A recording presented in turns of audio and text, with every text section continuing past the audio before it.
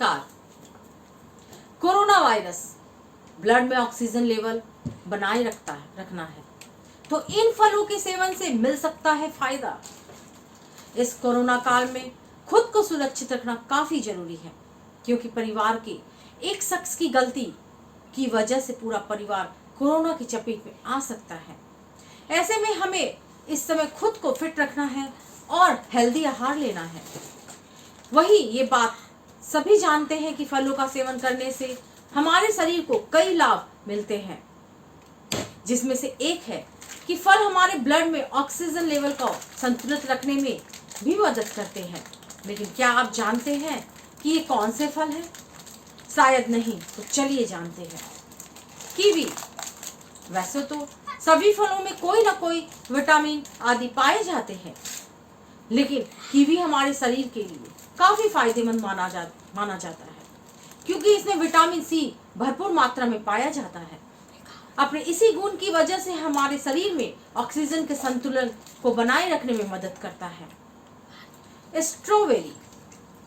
Strawberry कई गुणों से भरपूर होता है, साथ ही कई बीमारियों से लड़ने में भी ये मदद करता है। इसके अलावा इसका सेवन करने से ये हमारे ऑक्सीजन के लेवल का संतुलन बनाए रखने में फायदा करता है। शकरकंद। वही शकरकंद का सेवन करना भी हमारे शरीर के लिए फायदेमंद होता है, क्योंकि इसमें कई तरह के पोषक तत्व पाए जाते हैं।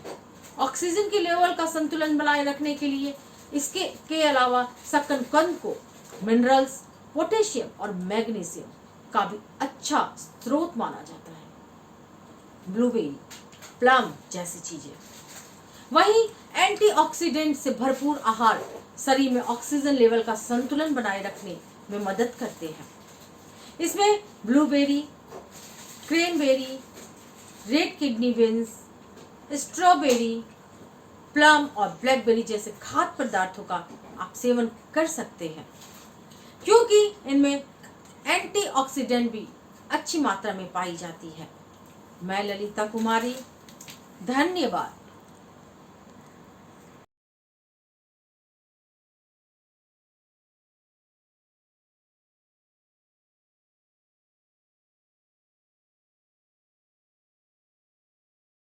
नमस्कार, मैं डॉक्टर अरुण कुमार।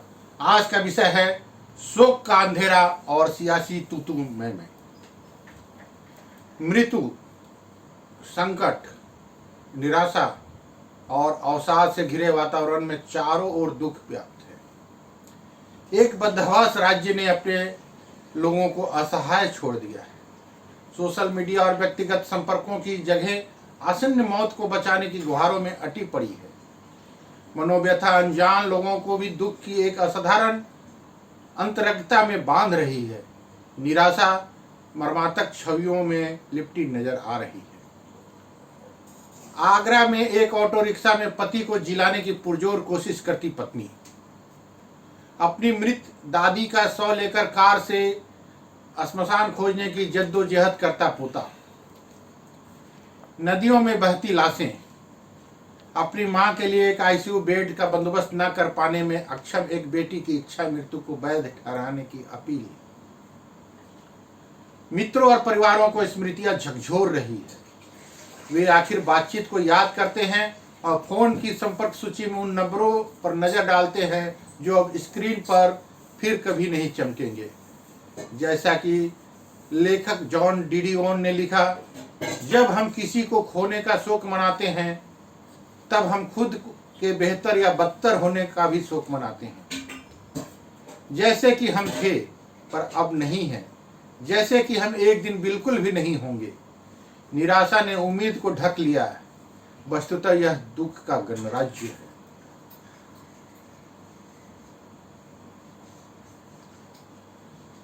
चिताओं से उठते सर्पिल धुएं ने देश को घिनौनी असमर्थता में जकड़ लिया है।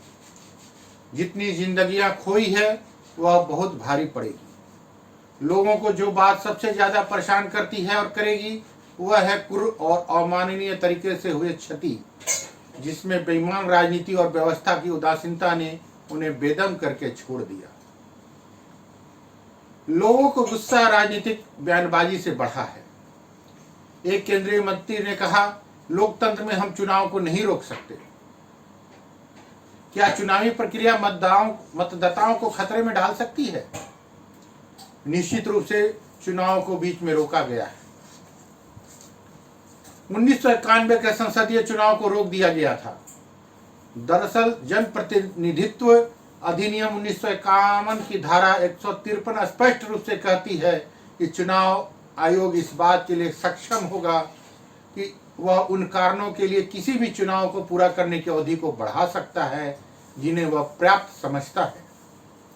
दुख को देखते हुए सवालों का जवाब मिलने चाहिए, क्यों और किसके चलते बेबसी के ये हालात पैदा हुए। दुर्भाग्य से ये सवाल तो मैं की दलील में खो गए हैं और जवाब दावों और आरोपों के बीच फंस गया है। दावों को सत्यापित नहीं किया जा सकता और आरोप को खारिज नहीं किया जा सकता।